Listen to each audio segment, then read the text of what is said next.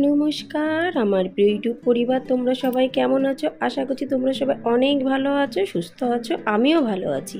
আমি সুপ্রিয়া। আমি তোমাদের সবাইকে আমন্ত্রণ জানাই নাসিকের ঘরকন্যার আরেকটি নতুন ব্লগে। যে প্রান্ত থেকে আমার ভিডিওটি, আমার ব্লগটি দেখছো, আশা করছি তোমরাও সবাই অনেক ভালো আছো। এখন বাজে দুপুর 3:45, মানে বিকাল এখন ছুঁই ছুঁই। তা ভাবলাম আজকে একটু বাইরে যেতেই হবে, খুব দরকার। আর এই যে জামাটা আমি পরেছি দেখতে পাচ্ছ, বেশ মোটা মোটা লাগছে না জামাটা? এটা কিন্তু পুরো সুতির, 250 টাকা দিয়ে কিনেছিলাম দইফুল থেকে, তোমাদের আমি ভিডিওতে দেখিয়েছিলাম। জামাটা এত পরে আরাম লাগছে কি বলবো। এটা একটু ফিটিংস করলে ভালো হতো, কিন্তু ফিটিংস করবো না, যেহেতু এখন গরমকালটা কেটে যাক তারপরে দেখছি।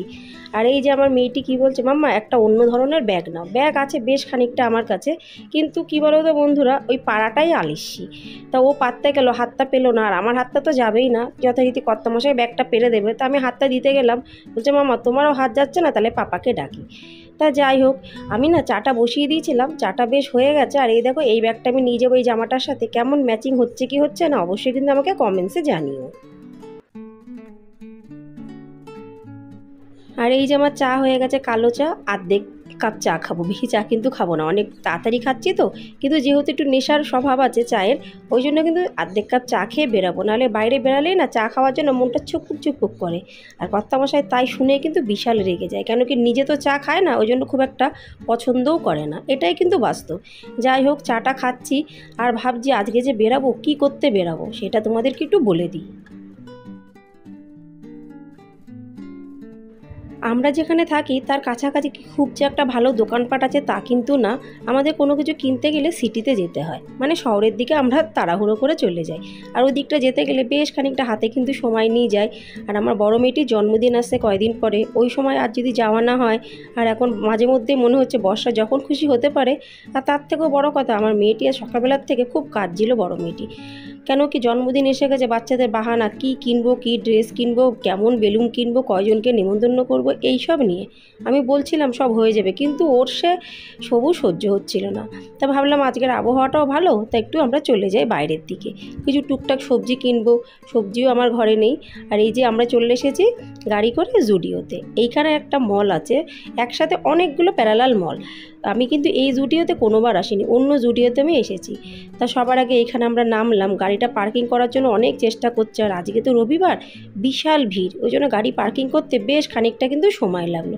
যথারীতি আমরা তিনজন, মানে আমি আমার দুটি মেয়ে, ওখানে খানিকক্ষণ দাঁড়ালাম, গাড়ি পার্কিং হয়ে গেল। তারপর আমরা চলে আসলাম জুডিওর ভেতরে। এসে দেখলাম বেশ ভালোই ভিড়।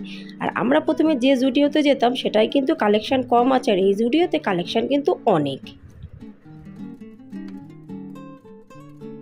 আমার মতন মানুষের কিন্তু অনেক ভুল ধারণা আছে, আমারও আগে ছিল। আমি ভাবতাম যে মলে যাওয়া মানে বিশাল বড় বড় পয়সার একটা ধাক্কা, তা কিন্তু না।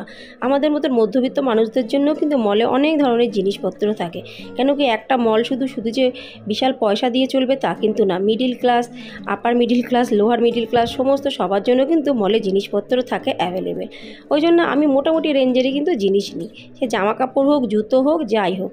তা জামা অনেক দেখলাম আমার মেয়েদের জন্য, এটা একটু মোটামুটি পছন্দ হয়েছিল, কিন্তু একদম মশারির মতন, ওই জন্য নিতে অতটা ইচ্ছা হলো না। তারপর আমার পছন্দ হলো এই একটা চশমা। দামটা দেখে চশমাটা আমি আর মানে নেওয়ার চেষ্টা করলাম না, দামটা কিন্তু অনেক, কিন্তু চশমাটা কেমন লাগছে আমাকে অবশ্যই কিন্তু আমাকে কমেন্টসে জানিও। তারপরে জুডিওর একদমই পাশে সবজির মার্কেট, এটা কিন্তু জুডিওরই মালিকেরই। আর জুডিও কিন্তু তোমরা জানো কি জানো না, টাটা কোম্পানি, মানে টাটা যে কোম্পানি আছে সেই কোম্পানিরই কিন্তু। তা যথারীতি ওখান থেকে কিন্তু জামা চশমা কিছুই নিলাম না, পাশের জায়গায় চলে আসলাম, কিছু সবজি নেব, ফল নেব। যেহেতু আজকে রবিবার, প্রত্যেকবারই আজকের দিন সপ্তাহের সবজি ফল বাজারটা করা হয়, কিন্তু আজকে বাইরে বেরালাম বলে করা হলো না। কিন্তু কি আর করব বলো, ওই জন্য ভাবলাম এখান থেকেই যা দরকারি সবজি ফল সেগুলো সব কিনে নিই। তোমাদের একটা কথা বলছি বন্ধুরা, অন্যান্য মলে আমি অনেকবার গেছি, কিন্তু অন্যান্য জায়গায় কিন্তু দামটা একটু বেশি, সবজি নাও আর ফল নাও, কিন্তু জুডিওতে দেখছি দামটা বেশ খানিকটা কম আছে, মোটামুটি বাজারের মতনই। আর এই কেকটা আমার বেশ ভালো লেগেছে, কিন্তু আমার মেয়েরা খাবে না বলে আমি আর নিলাম না। আমি যদি খেতাম সেরমভাবে তাহলে কিন্তু নিতাম, ওটা কেক পাউরুটি। তারপরে দেখলাম এখানে দই আছে, মিষ্টি দই। এটা কিন্তু আমাদের ওদিকে পাওয়া যায় না, মানে আমি যেখানে থাকি সেসব মলে কিন্তু এই মিষ্টি দইটা পাওয়া যায় না। ওই জন্য একটা ছোট্ট ডাব্বা কিন্তু নিলাম। এই দইটা কিন্তু পুরো কলকাতার দইয়ের মতন খেতে, আমি কিছুদিন আগেও কিন্তু খেয়েছি। তা যথারীতি আমরা চারজন মিলে দেখছি কী কী জিনিস নেওয়া যায়। কোনো কিছুই নেব না, শুধুমাত্র সবজি নেব আর ফল নেব।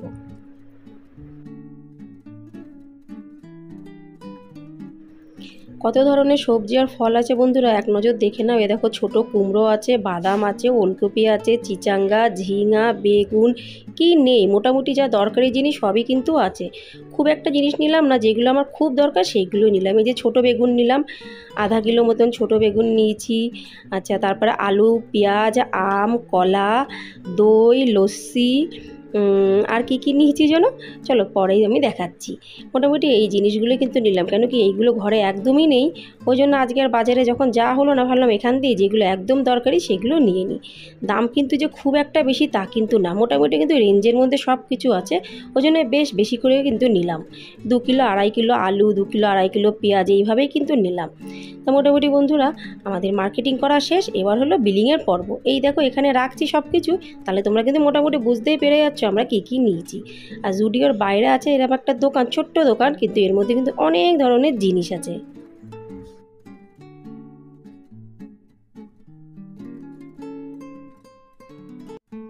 জিনিসপত্র নিয়ে গাড়ির ডিক্কিতে রেখে দিলাম। তারপরে এই ভাজাটা খাওয়ার জন্য ইচ্ছা হলো, তাই দাদাটাকে বললাম 20 টাকার ভাজা দিতে।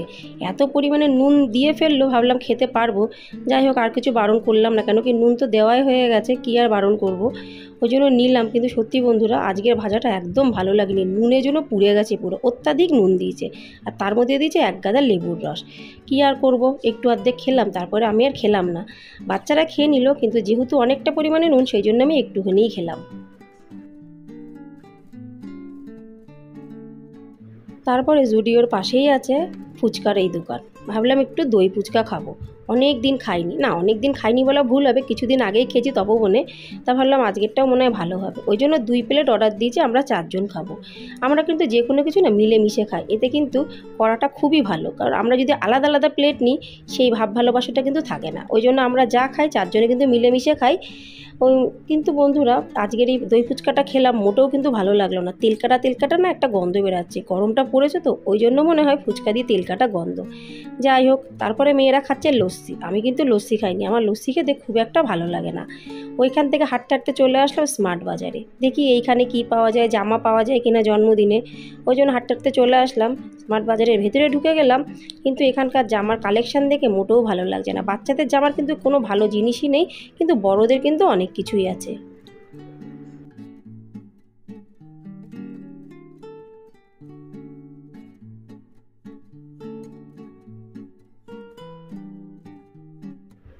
যথারীতি জামা দেখা শেষ, কিছুই পছন্দ কিন্তু হলো না। আমরা এখন হাঁটতে হাঁটতে যাচ্ছি গাড়ির দিকে।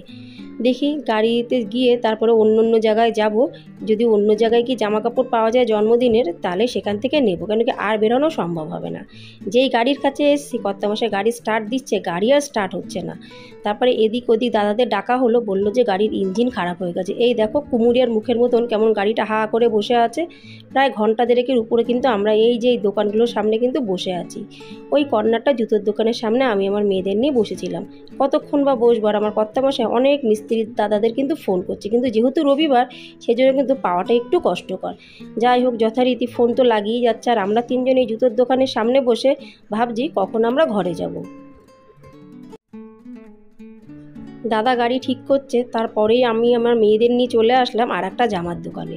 এটা একটু মলের মতনই, কিন্তু পুরো মল না। যেহেতু এই জামার দোকানটাও পাশে ছিল, ভাবলাম এখান দিয়ে একটু ঘুরে যাই, এটা এবার বাদ রাখবো কেন। তাই এই দোকানটাতে এসে দেখলাম কালেকশান কিন্তু অনেক আছে, আর বেশ নতুন নতুন ধরনের কালেকশান আছে। আর দাম যে বিশাল একটা বেশি তা কিন্তু না, মোটামুটি রেঞ্জের মধ্যে। তাই এই যে আমার বড় মেয়েটির পছন্দ হয়েছে এই ধরনের কোট প্যান্ট। প্যান্ট কিন্তু এর সাথে না, প্যান্টটা পরাই আছে আমার মেয়ের, শুধু ভেতরের একটা টপ আর উপর দিয়ে একটা কোট। তারপরে আমার ছোটো মেয়েটির পছন্দ হয়েছে এই জামাটা। ছোটো মেয়েটির জামাটার নিচে হলো 750 টাকা, আর বড়ো মেয়েটির জামার নিচে হলো 600 টাকা।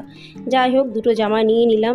একজনের জন্মদিন হলেও আমাদের দুটোই কিন্তু নিতে হয়, নাহলে কিন্তু বিশাল মারামারি হয়ে যায়। ওই জন্য দুজনের জন্মদিনে কিন্তু দুবার করে জামা কাপড় কিনতে হয় দুজনের জন্য। যথারীতি এই দেখো এতক্ষণ পরে গাড়ি ঠিক করার জন্য দাদা পাওয়া গেছে, আসলো। এখন বাজে মোটামুটি 10টার কাছাকাছি, রাত্রির 10টার কাছাকাছি। এটা ঠিকঠাক করতে কিন্তু বেশ খানিকটা টাইম লাগলো। যথারীতি বন্ধুরা অনেক কিছু কেনাকাটা করলাম, কেনাকাটা করে চলে আসলাম ঘরে। তারপরে আমার মেয়ে দুটো কিন্তু জামা পরিয়ে দেখাচ্ছে কেমন লাগছে। তোমরা কিন্তু অবশ্যই জানিও জামাগুলো কেমন হয়েছে। জামার কিন্তু কোয়ালিটিগুলো বেশ ভালো।